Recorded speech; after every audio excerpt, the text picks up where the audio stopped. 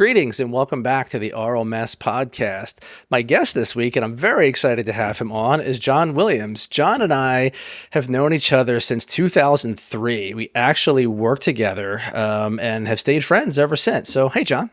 Hey, Chad. So why don't you tell the audience just a bit about yourself? Sure. So I think, firstly, I'm originally from Australia, although I emigrated to the U.S. many, many years ago. So I'm a U.S. citizen and a dual citizen.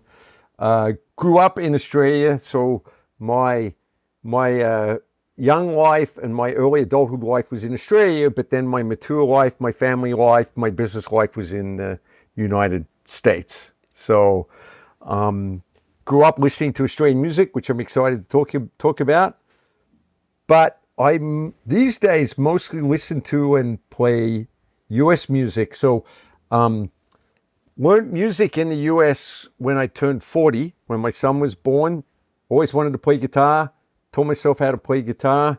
And then I ended up learning guitar, mandolin, banjo, and keyboards, and played in 2 bands for a while. So, and mostly playing 60s and 70s American rock, because I couldn't get my band to play anything Australian. They'd never heard of it before. And I also played in a folk band where I could sneak in the occasional Australian song because they wouldn't know the difference anyway. So. Right. So you didn't start playing guitar till 40. I don't think I realized that. Yeah, no, it was funny. All right, so here we go. Truth.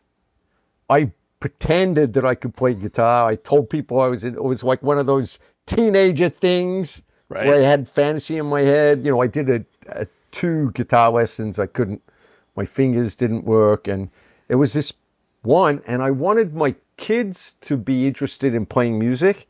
And I'm like, I could be the dad that just tells them to learn the piano, or I could be the dad that just plays the guitar in front of them and see what happens. And by the way, both of my kids both play piano and guitar. Excellent. Yeah. Oh, that's cool. Yeah, I also started out telling people I could play guitar, and I knew like 3 chords, because that's really all you need, right? Especially for some of the earlier music. So, yeah, it works. So what kind of stuff are you listening to nowadays? Like, what's on your current playlist, and what have you been playing just for pleasure on the guitar? Yeah, so in the U.S. bands like War on Drugs, big band that I'm into. Although it's not a band, by the way, it's one guy. I don't know if you know the. Yeah. And I'm really into Crowded House. So Crowded House had big hits in the 80s in the U.S. And then the Neil Finn was the lead. He was also in a band called Split Enz that I guess we'll talk about in pub rock. And then he went solo. And then he now plays with his 2 sons. Oh, wow. Yeah, so he's rejuvenated his band. He released an album in 2021 and an album in 2024. He's got all this new music. It's just as melodic as the original Crowded House stuff. And I went and saw him on tour last year. And he's got his one son's on drums and one son's on guitar. And his oldest son is doing the harmonies that his brother did on all the Crowded House recordings. So, oh, cool. Yeah. I did not know that was going on. I'm going to have to check that out. Yeah, and his brother, Tim Finn, who's 10 years older than him, was the band leader for Split Enz. Right. And Neil Finn actually joined Split Enz for a few years when he turned 18. And then he actually wrote their big hits, I've Got You, right? And then he went and formed Crowded House. So... And neither of which are Australian bands, by the way. But I think people don't realize that. So we'll get there. We'll get there. I don't want to ruin the I don't want to give any spoilers. So we're going to talk about it, and this was a great idea, and I'm glad you brought it to me. We're going to talk about Australian rock and what that means, and sort of go through a little bit of the history, although I don't think either of us are experts. But you made me this really great playlist to sort of give me a feel for some of these bands, and I'd never heard of probably 80% of them. I think maybe 3 that were on your playlist, or maybe even 4 I had heard of or actually heard before. So it was great for me to be able to discover this whole new sort of area, genre of music, if you will. So you grew up in Melbourne, and so you grew up listening to some of these bands, and then tell me about how you first came across some of them, just radio or friends playing them. Yeah. So first ones I heard were on the radio before I was old enough to go to pubs. By the way, started going to pubs at 15, which is a very Australian thing. Of course. So Russell Morris was one of the first, had a big song called The Real Thing. Would have been a hit in the US if it had made here, but it never did. And by the way, there was no way to bring any of this music to the US. There was no mechanism for doing it. And the thing about that song is it was very well produced. Like there was a lot of studio musicians in it and well produced and layered. And that's when Australians for the first time figured, we don't just have to be playing all together, like we can actually do some layered recordings. So that's why that was significant. And it turned out the person who produced it, Molly Meldrum, ended up becoming the Dick Clark of the Australian music show called Countdown. So Okay. and that was like another 5 years later. So it was like a coincidence, or he somehow got into that job. And he ended up becoming the tastemaker for all Australian popular music for about 10 years on the ABC, which is the Australian equivalent of the BBC. Okay. So Yeah. another band that I never saw live but heard on the radio was called Daddy Cool. I think they got it from an American band, or I don't know where they derived the name, but they had this cool song called Eagle Rock, which was like a blues hook with really great melodies. Again, huge in Australia, never made it here. And then now we start getting into bands who I saw in the pub rock era, where I'd actually go to a pub. They wouldn't have been they weren't even standing on a stage. It was like a dais, Just the corner. and you'd be like this close to them. Right. They would play that. Skyhooks was such a band, although they became famous. Their shtick was they were glam rock, so they were copying Bowie and Iggy Pop and others, and dressing in capes and makeup and all of that. It's funny, without even seeing them, when I heard that a couple songs from them you put on the playlist, I was pretty much reminded of like the Sweet and Bowie. Like they definitely have that glam sound. So it's funny with that you say that, and I didn't even see them, but I picked up that vibe almost immediately. I was like, oh, okay. It's funny because they were very performative. That was their thing. Yeah. And the lead singer, the band disbanded. Like I think they're only together like 5 years. But the lead singer became a famous Saturday morning. He ran a Saturday morning children's show. Became famous, national, and like people didn't even know he used to be in a rock band. And then the guitarist actually became his co-anchor as well, and they didn't. Oh, wow. They didn't do anything to do with the band. So, Right. But shows they were really performers, and they became national celebrities. So. So I would say the quintessential Australian pub rock band is Cold Chisel. Okay. They seem like one of the most well-known, just from a little bit of research that I did. Like every website was talking about them as sort of the one of the main bands in that scene. So yeah. Yeah, they were kind of raw. They were loud. They had piano. They had a little bit. They had melodies going, and they kind of had that irreverence. So I'm trying to describe pub rock. It's not like fandom. It's kind of like a big brawl. I don't know how to describe it. It's like a mosh, but not a mosh, but people are dancing and listening, but they're not like adoring fans. It's Right. like we're all just in the pub together. I Right. don't know. It's a little hard to describe. It's different now, and they're all famous and older and famous, but pub rock. And Jimmy Barnes, who is the lead singer of Cold Chisel, is now Australia famous. He sings every Christmas special, every this special. They did a big COVID special. He was the star, and he had a big solo career after, but a super powerful voice. So, Yeah, their stuff seemed to be like you mentioned. They had the melodies and the piano. They sounded to me a bit more sophisticated, at least compared to some of the other bands on the playlist for sure. They had like a richer sound. Yeah, and they had a richer sound with the piano. And by the way, the piano player, forgotten his name now, also sang. So they had two singers, right? So they had that, and they also had more of a message. So their lyrics kind of remind me a little bit of Springsteen. I mean, I'm making a big leap between Australia and the amazing Bruce Springsteen. But, they had songs about Vietnam, and the challenges there. They actually had a song called Saturday Night I shared with you, which is actually about pub rock. Right. What happens on a Saturday night in Australia and everyone goes out. And, so their songs had a little bit more meaning to them. So... yeah, more appeal to the masses, right? Totally. They're like, there's probably not a person in Australia that doesn't know Cold Chisel. And by the way, when I go back and visit my family in Australia, like we have the classic rock station here in the US.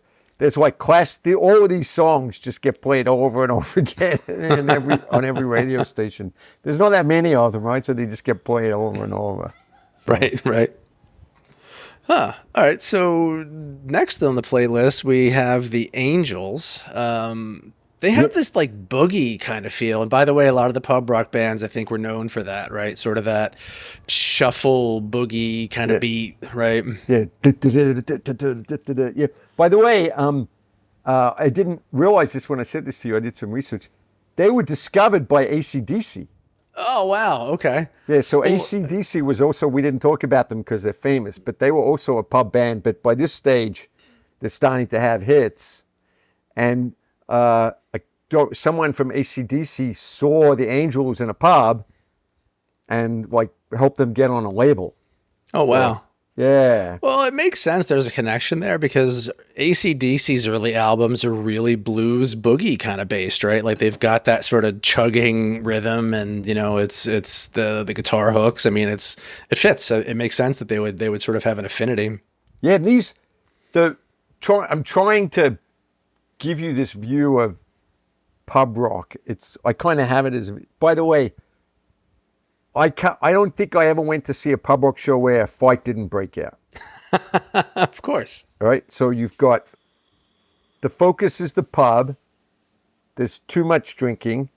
By the way, Australia is less that way now, but back 70s and 80s, this is just people drank to excess. Sure. And there was fighting and bands weren't I guess they were trying to get signed, or they were trying to grow and expand as bands, but that wasn't our experience, right? We were just seeing them in a pub. These were just blokes hanging out, playing music, and I can imagine them like in between sets, just like, walking over to the bar and having a pint and then going back on stage, right? Like, yeah. Yeah, so I saw Cold Chisel at a hotel in Ocean Grove in the middle of nowhere in a beach town with like 10,000 people in the middle of nowhere. Like Cold Chisel, who's now one of the most famous bands in so it was that, and by the way, a lot of Australian acts, today's acts, still do the pub circuit. It's still, still a thing. So, I love the Angels. Hey, Chad, I forgot to ask you, are we allowed to swear on this podcast? Yes, swear to your heart's content, my friend. All right. So there's an Angel song called Am I Ever Gonna See Your Face Again? And the song goes, Am I ever gonna see your face again? And then there's dun, dun, dun, dun, dun, dun in the record, right? So there was nothing. It was singing guitar. So the audiences added lyrics to it. And if you watch it on YouTube, you'll be able to see now what the audience do. So I'll do that with what the audience says. So now it goes, Am I ever gonna see your face again? No way, get fucked, fuck off. Am I ever gonna, and it just goes on and on. And like, then we'd sing it, like holds the microphone out in between to get, and someone did that in a pub once. And then that became just caught on. Isn't that funny how it becomes like, one pub and then somebody goes to someplace else and then the band starts to expect it. And like, before you know it, the whole country's doing it. Like it's, same with like Moni Moni, right? And Billy Idol. Right. Hear that in a bar. I mean, back in the 80s, 90s when I was actually legal, but I was going to bars before I was legal. There was a cover band I remember that I used to go see and they used to do Moni Moni and it was, hey, motherfucker, get laid, get fucked, right? Like it's just all these different chants that it's just unreal. And like, how do people know how to do it? Don't know, but it's any place you go, people knew that part of the song. Yeah, there's a so the same. I think the same in the U.S. In Australia now. These bands are touring, and a lot of baby boomers are going to see them, and next Gen X and so forth, and so now they get big crowds at these, and they're usually at an outdoor festival. So that's where you can hear these recordings of them now. And I got to go to one last year when I was in Australia. It's called One Electric Day. So it's one whole day in this beautiful field at this mansion, outdoors, people setting up garden chairs, and then these old bands coming in and playing. It's like fantastic. Oh, that sounds like a lot of fun. Yeah. So, so Angels never made it to the U.S. Cold Chisel never made it to. I think they tried, but there was no. Well, let's talk about that for a minute because the article that I read, and this is largely Wikipedia, but I did find some other, music websites and stuff that were talking about this. But I guess during the pub rock era of Australian music, I guess the rock artists had a hard time getting played on the radio, even in Australia, let alone getting exposure outside the country because, they just weren't, like you said, they weren't able to cross over. And I don't know why that is. Yeah, I don't know why that is either. And some of them tried. I think you and I talked about some of the successes, which I'm a little bit embarrassed about. So, Little River Band and their, like, anything that was mellow. I've forgotten the name of the band. I'm All Out of Love. I'm All Out of Love. Oh, Air Supply. God, I forgot they're Australian. Yeah. And even Men at Work. I mean, Men at Work, okay, I'm from a land down under, catchy tune, but it doesn't match any of these bands, and they were late too. So it was almost like they were trying to fit into a niche, and a band not towards the bottom of the list. I'll just talk about their US. I don't want to talk about their music yet, but INXS. Do you know how INXS broke in the US? No.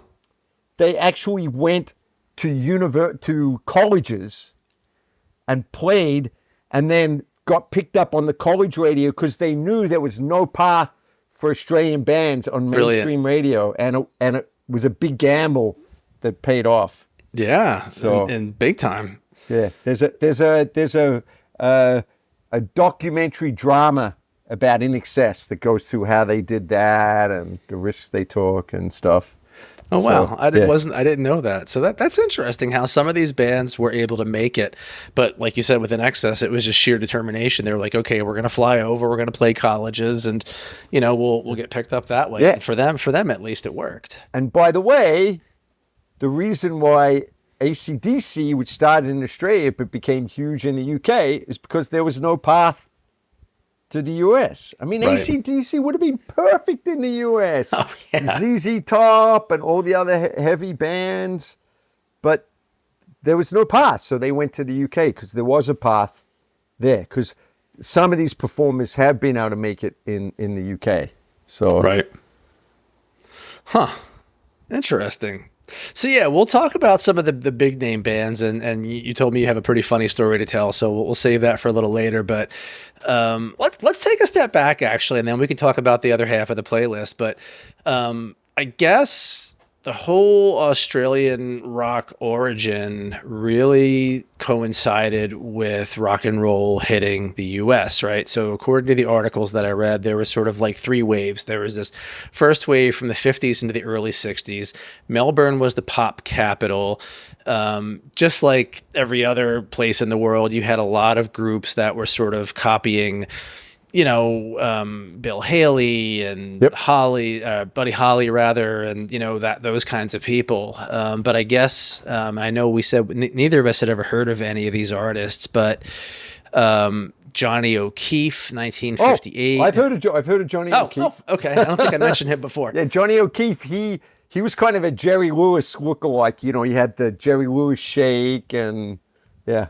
And by the way, he was taking American hits and redoing them. Okay. So yeah. Well, that seems to be the thing in this first wave. So there was somebody named Frankie Davidson, Les Welch, Vic Sabrino, the Schneider sisters. These were all between like 54 and 56, it looks like, and they were the first sort of rock artists that gained some popularity, at least in Australia. Then you move into the second wave, 64 to 69, and that carried with it a lot of copycatting of, and again, like they did here, of the British invasion bands. So you had a lot of Beatles covers, you had a lot of, early folk kind of stuff going on.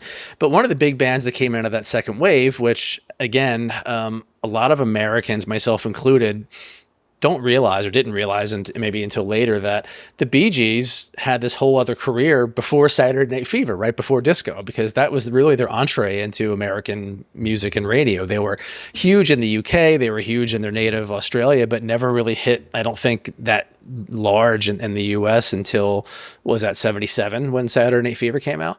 Yeah, and they were mellow. They were more Right. in the, I would call them kind of like the Carpenters, kind of that Yeah. type of mellow. Yeah, a the little songs that folky. they had. Yep. But very talented.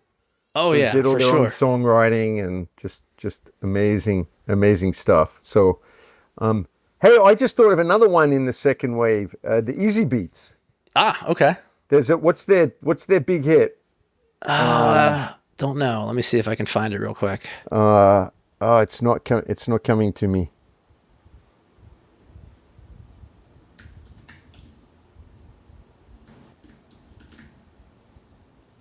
And there's another band called Can't find a song name. Billy Thorpe and the Aztecs. Ah, is okay. is another one. Let's see if I can. Yeah, I feel like I saw that somewhere. That wasn't on your playlist, but that came up in my research. I remember that name because I thought it was a cool name. Billy Thorpe and the Aztecs. Yeah. And Jerry and the Pacemaker. They're just copying, Right. just copying everyone, right? Sure. Crazy. So We'll have to put some easy beats. So every episode that I record of the podcast, not only will I share the playlist that a guest shares with me ahead of time if they do one, which obviously you gave me a great one, but I try to make a playlist of anything we talk about that's not already on that playlist so that people can check other stuff out. So I'll find the easy beats and put them on. yeah. There. So Friday on My Mind. Okay. Dun, dun, dun, dun, dun. I got Friday on my dun dun dun. Dun, dun, dun. She's so pretty. Dun, dun, dun, dun, dun, I feel like I know that song. Yeah. I'm not doing it justice, but but I think they were advertised as a UK. They got the suits and the whole thing. So, cool. So then we have this third wave, 1970 to 75-ish, and that's, I think, where the whole pub rock thing really got started, right? Totally. In AC/DC, we talked about Skyhooks, Cold Chisel, the Angels. So another band that was just kind of in that, but a little later, a little bit melodic, was called Australian Crawl. Yes. Like the swim. And very polished, talented musicians, two singers. James Rain was the lead singer. He's still performing. And nada, right? You never heard of Australian Crawl before, right? I never had, no. They had great songs. My favorite one was "The Boys Light Up." Yes. It's in the pub with cigarettes, right? The boys are out, smoking cigarettes. So. They had a little, to me, they had a little bit of a new wave flavor, which I liked, and I can totally picture myself, not that I've ever been to Australia, but if I had been, I could picture myself in a pub with a beer and a cigarette listening to those guys. And also Sunny Boys. Sunny Boys, I put in my notes as sort of in that same vein. I don't know if I'm close or not. Yes, Sunny Boys are a little heavier. Okay. So Strand Core was a little bit more melodic and sing along. Sunny Boys was like heavy guitar, dun-dun-dun-dun, dun-dun, and they're also channeling a little bit of surf rock. Yeah. So Australia had a little bit of surf rock as well. By the way, Sunny Boys, there's a friend of mine I haven't spoken to forever who is heavy in the music scene, and he heard the Sunny Boys on like an alternative rock album that someone put out in like 2006 or something. So someone picked it up and brought it to the US. I remember going to see them in 1979, just raw, heavy, like, just awesome.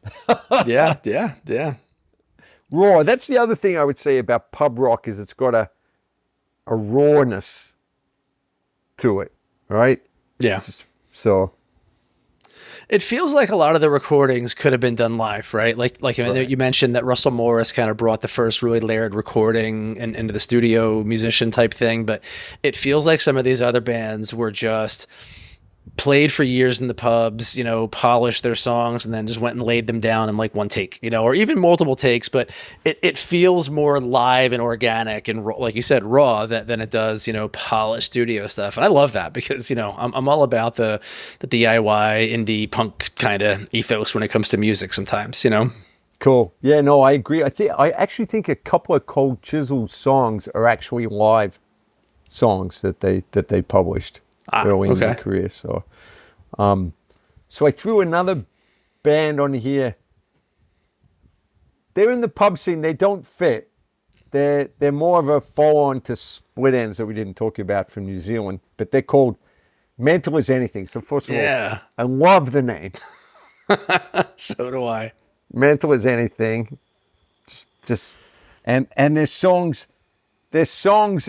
have such ridiculous, irreverent names and lyrics. So I threw that in. So their big hit was called If You Leave Me, Can I Come Too? Which I thought was like genius. That's great. Yeah. And then the other song I'm going to have to translate. So the other song is called The Nips Are Getting Bigger. Yeah. Okay, I had to look this one up. I have to translate it. So in Australia, when you went to a bar and you got a mixed drink, it's called a mixed drink. That's instead of having a beer, you would have a mixed drink, like a Bacardi and Coke. What they did is they held their fingers up to the glass, and that was called a nip. So you'd say one nip or two nips, and then the song is The Nips Are Getting Bigger, like the barman's giving me more alcohol in my mixed drink. So it's about getting drunk in a bar. So I love that. And by the way, when I looked up Mental as Anything, I found a great quote, and it says that they were founded on a whim by a group of bored art students in search of free drinks. We should talk a little bit about Split Ends because we kind of skipped over them. So they started in New Zealand. Okay. About the same time, and they were more like David Bowie meets Kiss. Like they wore costumes. They all had makeup. Split Ends did? Yeah, you never saw them before they were big? No, I only know they're like 80s, like the new wave stuff.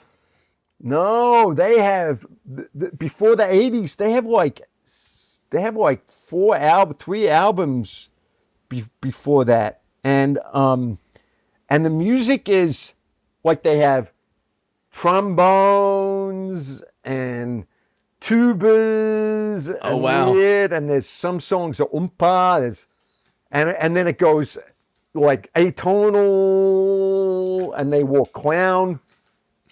Like they did all I had this. no idea. Yeah, all right. So they did all that, right? And so here's the story of Neil Finn, who started Crowded House. So he was a teenager, and he went to all the Split Ends concerts, right? So pub, when you sneak into pub, whatever, and go. Right. And then they wouldn't let him join until he turned 18, and his brother's 28. And then he joined. So if you look up a song, Icy Red, which is the first song that he wrote with them and sang, he's in full makeup.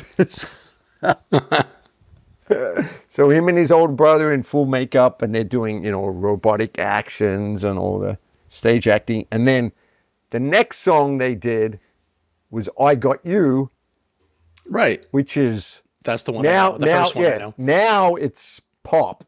Yep. But everything before that was funky, weird, like interesting. It's a little hard to listen to. I mean, I like it because I've listened to it a lot. But Would you liken it to like progressive, kind of like Genesis-ish? It's sort of what it sounds like from how you're describing. yeah, progressive, but a little bit more irreverent. Okay. So maybe a bit of Frank Zappa type, but not that extreme, but just Right. experimenting with different sounds and different instruments. They had 2 percussionists. There was 8 of them. Oh, wow. Yeah, it was Definitely wacky. after this going to have to go listen to some of that. I All had right. no clue. So then Neil Finn starts writing. So they didn't become mainstream until Neil Finn was writing the songs. Mm-hmm. And now we're in the 80s. And then he's like, "Oh, I'm going to go do my, I don't want to wear makeup, and, I'm going to go do my own thing." So one of the amazing stuff about Neil Finn's Crowded House music is the harmonies. So the person who sings all the harmonies on those first 2 albums is Tim Finn, his brother, who gets a credit on the album but was never part of Crowded House. Huh. So, he's quintessential to the Crowded House sound, but he was never officially a band member of them. Interesting. Yeah, and it's a little bit of a sad story. He's the older brother, and then his younger brother became more popular. I went Kind and of leapfrogged him. Yeah. I went and saw Tim Finn on one of my trips back to Australia, like 2004, and we went and saw Tim Finn, and he'd do one of his songs, and everyone clapped, and then he'd do a Crowded House song, and everyone would go crazy. He didn't write them, so. During the pandemic, I was teaching myself "Don't Dream It's Over" on acoustic because I had this thing that That's I was going hard. to start recording. Oh yeah, the chords are pretty complicated. I found a simplified version of it somewhere online, and I was able to stumble through it. But yeah, it's not an easy song. The vocals on all of those songs, Crowded House songs, are so hard. It's like Yes. he's so melodic. He's still melodic today. He's playing in Pierce 17, I think. Oh wow, This September, I think. Again with his 2 sons. right. So That's cool. And his original bassist is there as well. So Are it's you gonna actually go? it's no, I saw him last year. His bassist is Nick Seymour, who's born in Australia, and I don't have this band, but his brother Mark Seymour started a famous band in Australia. Blanking on the name. Or band. Hunters and Collectors. Okay. It came just that's what you called that, the post third wave, right? After the Right. pub rock, he was part of that, Hunters and Collectors. I think I have one group in here that's part of that, the Hoodoo we get to. All right, but before we get to that, I want to talk about a band that everyone's heard of, Midnight Oil. Yeah, I was going to ask about them. Same story, right? I think like, Yanks like myself just became aware of them in like 85, 86 when they hit MTV with Beds Are Burning was the big hit, right? Yeah. And it was like, oh, this is a great new band. And everybody's like, no, they're not a new band. They've been around since the 70s. Yeah. Right. So they were pub rock band. A friend of mine who a little older than me, he had a band. He remembers lending his instruments to Midnight Oil because they didn't have instruments, right? So wow. in Sydney, this is in Sydney, and they were like surf rock, pub rock, and their first couple of albums never got released in the US. So in fact, you couldn't listen to them until they were finally on Spotify and other places. And they don't sound anything like Beds Are Burning. No, the tracks that you put on the playlist, I love them. And I would never have known it was Midnight Oil if, the name wasn't there. Yeah, it's really heavy guitar because they always had two guitars playing really heavy with the bass and heavy drums. So that you can really hear the punk rock sound in their first two albums. Then they start to get a little bit more pop. You still have a message. I mean, their music always has a message. That's their thing. Right. But it no longer has that pub rock. So my other Midnight Oil story is I was in university as a freshman, and I went to it was called the Med Ball. So the medical department, medical students put on a ball, and we went there, and Midnight Oil was the band, and people like hated like ignoring them. I can't dance to this, and this is with their pub rock stuff. So, and I think they were like, fuck you, it was like something like that. They didn't care. They were just getting paid. Right. So. And I think the other one I saw that year was I saw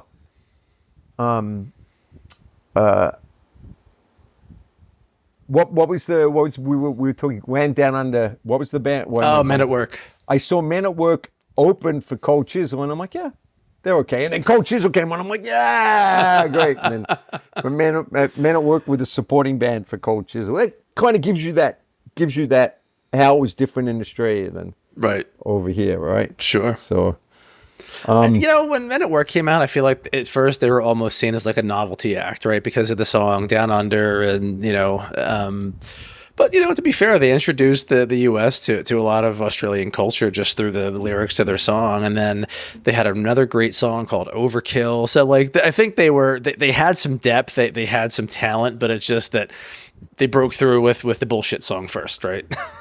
Yeah. So, do you know that Colin Hay actually tours still? Yes. Have you seen him? No, just clips on YouTube and stuff, but he sounds great. He had a couple of hits that made it onto Scrubs. Huh. Scrubs, the TV show? Sure. He had a couple of hits as a soloist that were on that and actually charted. And he tours, he does Men at Work songs, he does some of his Scrub songs, which are a bit more, singer-songwriter stuff. But he tells stories. So it's like half performance, half storytelling when he performs. Okay. He is so angry. Really? How famous Men at Work were and how many albums and singles they sold and how much money he didn't make out of the whole thing. Yeah. Sadly, that's very common, and that's awful. Yep. He said, didn't make a dime. He said, right. I made not a dime. He said, the reason I'm here today is because I didn't make any money and I got to perform. Although he seems to like performing. So yeah. The same story with a couple other artists that I really like. Lloyd Cole, Lloyd Cole and the Commotions were huge in Britain in the early 80s. They sort of burned out. They only were together for like 4 years, 5 years. But then Lloyd had a couple of pretty successful solo albums. He never really hit in the US. But nowadays he still has to support his family by touring. He says he makes no money from releasing independent records, he barely makes enough to cover his costs. So he's still playing out, as much as he can. He's touring Europe. He tours the States once in a while. what's interesting is a couple years ago, he started a Patreon, and his Patreon is really cool because if you paid at a certain membership level, he was publishing all of these. He took like meticulous notes throughout all the recording sessions for the Commotion. So he still has all the original notebooks from like the 80s that he wrote lyrics in for songs, like scratch pad ideas for things and chords and recording notes and who was, producing that day and, just things like that. And it's really fascinating. Although I think he's almost running out of material because he's gotten through all the Commotion stuff and he's probably a little more than halfway through his solo career. I think he just started posting, I forget which album, some of the rough cut demo dats that he kept and stuff like that. But I'm just like, well, at some point he's going to be caught up and I don't know what else he's going to post, but it's kind of cool because he'll have sort of like an archive of all of his work. Right. So I think it's interesting, but so there's an Australian performer that we haven't talked about, huge in Australia. I describe him as the Bob Dylan of Australia. Okay. His name is Paul Kelly. Right? You've never heard of him. No. And while we had a band and then performed solo, performed acoustic, and then he did a country band, and then he did this band, and he's like an icon, an Australian icon. And I go to see him when he tours. He tours in the US. By the way, me and 90 other people go see him. Right. I went and saw him in Australia on one of my trips. 5,000 people. And, oh, wow. Yeah, and I'm in the back. Whereas I got photos of him like 15 feet away from me while I'm like, because no one knows it. No one knows. Same with Lloyd Cole. I saw him in a church in Montclair, New Jersey, and it was like 50 people, and I was like three pews back from the stage. Right. It was great, but yeah. Right. And so what he did, which was interesting, is he took his entire catalog, because he's very prolific, and he published the A to Z recordings. Oh, wow. So he did it once a month for 26 months. So he did, here's all my songs start with A, and he made them available online. Okay. And he's like, next month, here's all my songs starting with B. And then when he toured, he actually took him two or three nights. He actually did the songs in alphabetical order. That's cool. It was an interesting way to mix up your catalog, and then you get old and new. And so it'd be interesting if you heard like Beatles or Rolling Stones, if you did it in alphabetical order and see how it comes out. Yeah. So we were also talking about, Men at Work didn't make any money. There wasn't really an avenue. So there was a band that nearly made it here called Little River Band. Yes. Kind of rock, kind of not, kind of yacht rock. Yeah, I was going to say, they're kind of in the yacht rock camp a little bit. Yacht rock. By the way, do you know their song Reminiscing? Of course. Do you know that's the number one played song on the radio ever? Really? Yeah. Anywhere or in Australia? So. No, in the US. I didn't know that. Yeah. So I read that. I might be wrong, but I read that somewhere. When it's got that Muzak feel to it, like you might hear it in an elevator. Right. So get this. So they toured, didn't make a lot of money. Lead singer left, who wrote songs. They got this other guy you never heard of called John Farnham. So he's almost as famous as Jimmy Barnes and Paul Kelly. John Farnham, again, you never heard of him. And he sang with them for like another 5 years, and they continued to chart. And then that went south. And then these guys didn't have any money. And they're like, what are we going to do? So they had picked up a bass player from Nashville. Huh. Like they lost a bass player and they were on tour and they picked this guy up, and he's like, can I like buy the website and the rights from you guys? And they said yes. They didn't know what they were saying yes to. So the Little River Band is now based in Nashville, Tennessee. No, really? And the original Little River Band has lost all naming rights. They got inducted into the Australian ARIA Rock and Roll Hall of Fame, and they had to be inducted as the original Little River Band. Oh my God. Because they didn't have rights for the name. Oh, that sucks. It's a funny show. I went and saw them last year, and I actually didn't know all of this story, and I'm like, Like those aren't the original these guys. are, yeah, and this doesn't, and they were saying things about the songs, like this song was written dedicated to the American Armed Forces. I'm like, it was written in Australia. Come on, Yeah, what do you right. know, like what is this? So There's a guy that I work with, and he's really into like metal, hard rock kind of stuff. Like Rush is his favorite band, and he likes Kiss and Iron Maiden, and I forget it's escaping me. I want to say Foreigner, and he went to see Foreigner, and he said he couldn't believe how cheap the tickets were. And he gets there, and the curtain goes up, and it's like, who are these guys? There wasn't a single original member. I think it might have been a different band, but let's just say it was Foreigner. And he's like, why the hell did I come see this? Like, there's not a single original member of the band on the stage right now. This is ridiculous. yeah, there's a couple of bands like that where it's not the original people, and the original people are still alive, but they don't, Yeah. they've lost the rights. Right. Unreal. So, yeah, so you enjoyed that Midnight Oil, the old stuff? Like, Yeah, I really did, and I've always liked them. Like I like the stuff that was on the radio, the '80s albums that I listened to years ago, and still comes up once in a while. But yeah, I really like the older stuff that I wasn't aware of until just now. yeah, and then another band that I went and saw with like 40 other people in, was it the Q Hotel in Melbourne? I went and saw them, dragged my friends. It was, 5 of us and like 35 other people. You might not have heard of this band before, at INXS. You ever heard of them?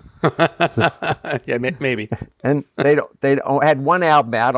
I somehow, I don't know why I bought the album. I bought the album, and they had this hit song called "Just Keep Walking," which never made it to the US, I don't think. No, never heard it until you put it on the playlist. Yeah, and you can hear kind of the future INXS, but it's got a little bit of that raw, boom, ba bum, like that raw, beat to it. So Yeah. yeah, and then they took off. I mean, they did the pub circuit on a regular, and it was hard. They didn't make a lot of money doing it. It was hard work. Right. It was really hard work. Yeah, they didn't hit here until Shabu Shabak came out. Right, I think, and that was the college. That was what we talked was the about college before. tour, yeah. The college. There's a whole strategy they did. It was a big risk. They spent a lot of money, but not with the big record labels or the big usual promotion mechanism. So, and when they first hit here, I heard them on college radio. They weren't on the mainstream radio stations right away. They were, they were played on all the independent stations. So, what's the song? The big hit off that album, I can't think of the name right now. It's "Dream On, White Boy, Dream On, Black Girl." I can't think of the name of the song, but that song, for whatever reason, was the first time I think I heard INXS, and I was like, "Ooh, I like this." Yeah. Of course, me being stupid back then, I didn't know it was INXS. I thought it was INXS. my cousin and I used to listen to them and go, "Ooh, INXS," because a lot of times they wouldn't announce the name of the artist after the song on the radio because they play like 3-4 in a row, and we wouldn't pay attention. So yeah, for a while it was INXS in my house. It's better than Inks. So I'm now mentioning a band that's kind of post pub rock, but a band I really like called the Hoodoo Gurus. Yes, I knew of them. I've heard them before. Now, do you know where they got their name from? No. All right. Do you know a show called Get Smart with Maxwell, of course, special agent 86? Get Smart. There was an episode with a band that Chaos had that programmed teenagers to like do bad things. And the name of the band was called the Hoodoo Gurus. And the song was Thrill, Thrill, Thrill, Kill, Kill, Kill. They were like trying to program teenagers at rock concerts. And that's where the Hoodoo Gurus took that. Got their That's name, amazing. Their name from. And they're kind of, by the way, they're touring. I think they were touring in the US last year or this year. And they're kind of like surf rock, Yeah. right? So it's a little bit, echoey, reverby, chord response with the guitar, vocals and stuff. So I remember hearing them on college radio too, late '80s. I think the song "What's My Scene" was yeah, all over the place here yeah. for a while. So that was, I think, the first song that I was aware of from them. But I'll tell you what, when I listened to them again, because of your playlist, I liked them enough that I went and listened to some other tracks. And I put there's a song called "1,000 Miles," and I put that on my sort of like car rotation playlist. Great track. Cool. No, Yeah. they have some great stuff. So, you know what? We didn't talk about current Australian groups. Yeah, let's do it. Yeah. Now this is, luckily I have young relatives in Australia, so that's They keep you hip. yeah. That's so. Have you heard of King Gizzard and the Lizard Wizard? Yes, but I didn't know they were Australian. They're Australian. Okay. Yeah, they played Red Rocks last year or this year. So now here's another band, Teskey Brothers, Teskey. Oh yeah, yeah. Okay, I've heard of them too. I think my daughter has them on one of her playlists. Australian. Oh, huh. They don't sound Australian at all. They sound like big, heavy blues, like they're Yeah. from the South, or they're like they don't sound that way at all. Right. So. Right. Yeah, King Gizzard and the Lizard Wizard are super popular. Find it a little hard to listen to. Not my stuff. Yeah, but not my speed either. Teskey Brothers, I like though. yeah, really good. Yeah, don't have any other current Australian bands, but the pub rock scene is still there. Yeah. They still do it. A little different, but still trying to preserve it. So Nice. So it'd be interesting if, wonder what would have happened if there had been a channel for this music to the US. Yeah, I wondered the same thing. And again, like I still don't know fully why they weren't able to cross over. I think there just must not have been the business mechanisms in place in Australia to do all the promotion, and maybe the money wasn't there to send them overseas, or do the international promotion they had to do to get them on the radio in other countries. But if that's the reason, that's unfortunate, because there's so much good music that came out of that 10-year period or whatever it was. Yeah, and that they were listening to American and UK music, and then doing their own versions, and influencing each other. And by the way, some of it was big in Denmark. Really? Some of it, there was some weird crossover, from some of the European countries with Australian music as well. So Right. But that didn't amount to anything monetary or famous otherwise for these performers. So Yeah. Huh. so yeah, I guess it's so different these days. Like everything happens everywhere all at once. Right. Well, the internet, I mean, I was just talking about this on the last episode that I recorded that hasn't come out yet, but I was talking to somebody and we were talking about just how music has proliferated because of the internet, right? Not only commercial released music, but stuff that just somebody records on a laptop in their bedroom and it goes viral. It's so much easier. We're talking about bootlegs is what sort of spurred this whole conversation. And we were talking about how in the 70s and 80s, if there was a live album that wasn't official, or if there was like alternate takes or, abandoned songs that didn't make it on an album, you'd have to go hunt down a bootleg version someplace, right? And who knows how these things even leaked out into the market, but you could find them. There are record stores that specialize in this kind of stuff. But nowadays, you can literally just go on the internet and Google, Steely Dan, LA, 1974, like whenever they played, and there's a recording, right? And you can download it. So I think things have changed greatly because of the ubiquitousness of and the availability of music. Yeah. Yeah. even the crossover artists. So I left out something with that Crowded House Neil Finn story when I was telling. There's actually an American connection to that. Really? So, Okay. So I don't know if you know, when Lindsey Buckingham was pushed out of Fleetwood Mac. Do you remember? You remember? Yeah. Mm-hmm. Yeah. So that Mick Fleetwood asked Neil Finn to join the band. Really? Yeah. So he went to New Zealand for a week to talk Neil Finn into joining the band. He actually played drums. Neil was recording an album at this time. So he actually said, I'm going to play drums on one of your tracks. Neil Finn was like, whoa. And then when he left, Mick's like, so you in? And he's like, I'm not sure. So he's like, I'm not sure. And he was talking to his family about it. And he's like, well, I've got my own rock band. It's not my rock band. And they were like, are you Fleetwood crazy? Mac. It's everyone's dream to go play with a band like Fleetwood Mac. So he joined them, and then Mike Campbell, who was the guitarist for Tom Petty. Tom Petty had passed in 2019 and 2018. And so the two of them had Lindsey Buckingham's, and he did that for 14 or 18 months. He said that's where he got this creative thing to go back to the studio, do more, play with his sons. He's like, that completely rejuvenated him. Yeah. That's so cool. Yeah.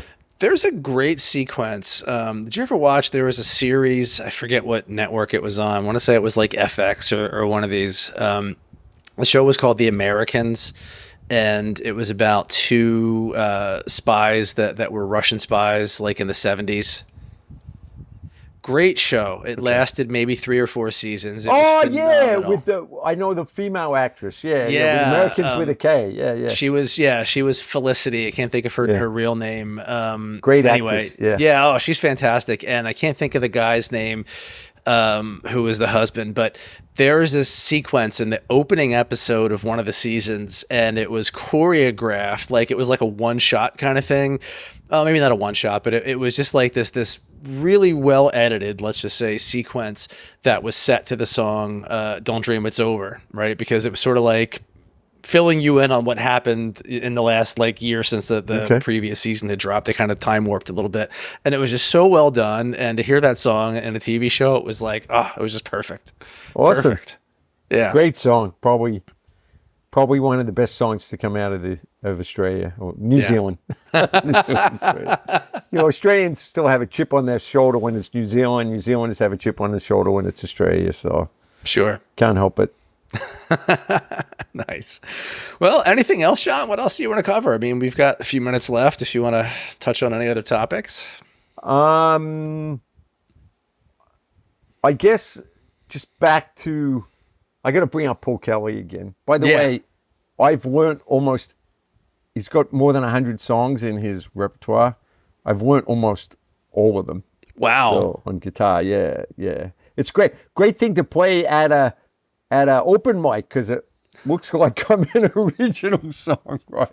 And they're really good songs. No one's ever heard of them before. So, but do you play them in alphabetical order? That's the question. No, I just play one or two of them. But so here's another Australian music trivia. Big in Australia. You guys have no idea. But so Paul Kelly and Neil Finn from Crowded House got together and did a set of performances around the country playing each other's songs. Oh, wow. Together. So they had a backing band.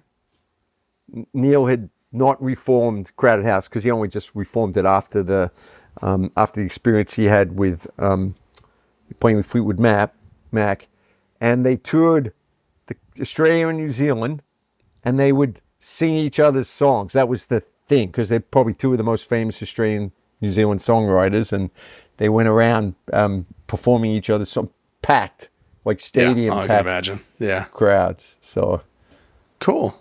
Yeah. I would say I'll have to send you something Paul Kelly. It's a little different. It's not he tried the pub rock thing, but he was really just a good singer-songwriter, so it didn't work for him. Hey, nothing wrong with that. Yeah, and we talked about a bunch of artists that didn't make it onto your playlist, so I will compile a playlist and publish that, and I'll send you a copy, obviously, with with some of those songs as well and some of those artists, so people can check them out. Cool. Well, thanks for having me. Yeah, thanks for being on. This was fun. Great. Awesome. All right. Cool. Well, we'll have to have you back at some point, and we can dig into a different topic. Sure, absolutely. We didn't talk about tech. I think it's the first time we've not talked about technology. We didn't tell everyone that you and I work together in technology, right? That's right. We did not mention tech. Yeah. So Jon was the CTO, and I was the IT manager at an advertising agency in New York. That's how we met. So we'll tell that story a different day. Great. Well, thanks again, man. I'll talk to you soon. All right. Cheers. All right. See ya.